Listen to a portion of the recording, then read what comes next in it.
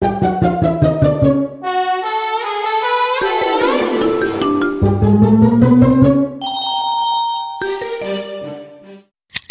guys, welcome to Savitri Takas. இந்த எபிசோடில் நம்ம பார்க்க போகிறது நிக்கில் நாகேஸ்வர் டைரக்ஷனில் இருந்திருக்க கில் படத்தை பற்றி தான் பார்க்க போகிறோம்.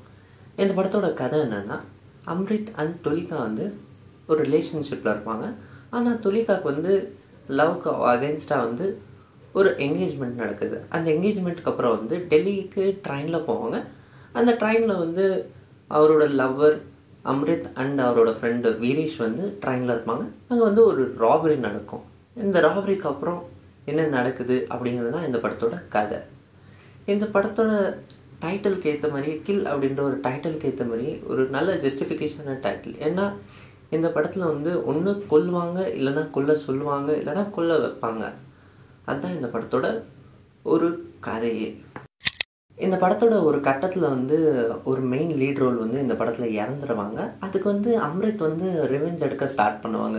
ரிவெஞ்ச் எடுப்பாங்க, ஒரு சாவடிப்பாங்க, அண்ட் அதே டைமில் வந்து மக்களையும் காப்பாற்றுவாங்க. அந்த டைமில் வந்து ஒவ்வொரு வாட்டி ரிவெஞ்ச் எடுக்கும் போதுமே அந்த சீன்ஸ் வந்து ஃப்ளாஷ்பேக்குக்கு போவாங்க. ஃப்ளாஷ்பேக்குக்கு அந்த மெயின் லீட் ரோலில் இந்த சீன்ஸ்லாம் போவாங்க. அது எப்படி இருந்துச்சுன்னா, கண்ணு தெரியாத வந்து கண்ணாமூச்சி இது மாதிரி தான் இருந்துச்சு. ஒன்றுமே ஆடியன்ஸ்க்கு வந்து அவ்வளோவா ஃபீலே ஆகாது. ஏன்னா அங்கே வந்து எமோஷன் ஆகட்டும், ஒரு ட்ராமா வந்து கம்ப்ளீட்டாகவே மிஸ் ஆயிடுச்சு அப்படின்னு தான் சொல்லலாம்.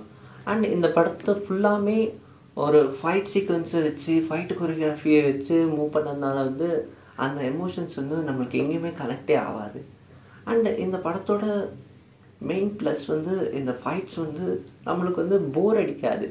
ஃபைட்ஸ் போர் அடிக்காது. கதை வந்து நம்மளுக்கு போர் அடித்தாமல் ஃபைட்ஸ் வந்து எங்கேயுமே போர் அடிக்காது. ஏன்னா அந்த ஸ்டண்ட் கொரியோகிராஃபி வந்து அவ்வளோ சூப்பராக பண்ணியிருந்தாங்க. அண்ட் இந்த படத்தோட சினிமோட்டோகிராஃபியோட தான் ட்ரெயின்லேயே, இந்த படம்லாம் ட்ரெயின்லேயே மூவ் பண்ணாலுமே அங்கங்கே அந்த சென்ட்ரல் மட்டும்தான் நம்மளுக்கு வந்து தெரியும். ஏன்னா இந்தாட்ட வந்து அந்த சீட்ஸு கவர் ஆகிறதுனால நம்மளுக்கு சென்டரில் மட்டும்தான் காட்டும். அந்த ஃபைட்ஸ் எல்லாமே சூப்பராக கவர் பண்ணியிருந்தாங்க. அண்ட் மியூசிக்கும் அவ்வளோதான், ஒரு டீசெண்டான மியூசிக்.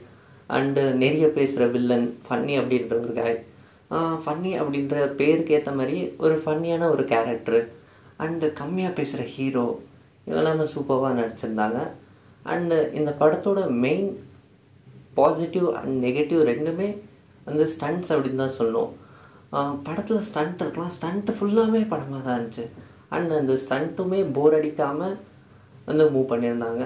அதே டைம் ஸ்டண்ட்டு ரொம்ப இருந்ததுனாலையுமே ஒரு மாதிரி போரும் அடிச்சதுன்னு சொல்லணும், போர் அடிக்கலன்னு சொல்லணும்.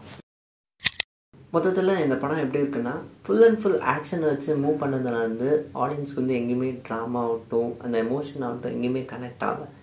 இது வந்து ஒரு ஜான்விக், இந்தியன் ஜான்விக் அப்படின்னு தான் சொல்லுவேன். ஏன்னா ஜான்விக்கில் எப்படி கொள்கிறாங்களோ அதே மாதிரி தான் இங்கேயும் ஆக்ஷன் லவர்ஸ்க்கான ஒரு என்டர்டெய்னிங்கான ஒரு ஃபிலிம். இந்த டெத்ஸ் அண்ட் க்ளோரிஃபைடான டெத்ஸ் வந்து இந்த படத்தில் வந்து அவ்வளோ சூப்பராக இருந்துச்சு. அண்ட் இது ஒரு மிட் ஆவரேஜ் ஆக்ஷன் மூவி அப்படின்னு தான் சொல்லணும். இதே மாதிரி ரிவ்யூஸை பார்க்க சாவித்ரி டாக்கீஸ் சேனலை லைக் பண்ணி, ஷேர் பண்ணி, சப்ஸ்கிரைப் பண்ணி. தேங்க்யூ.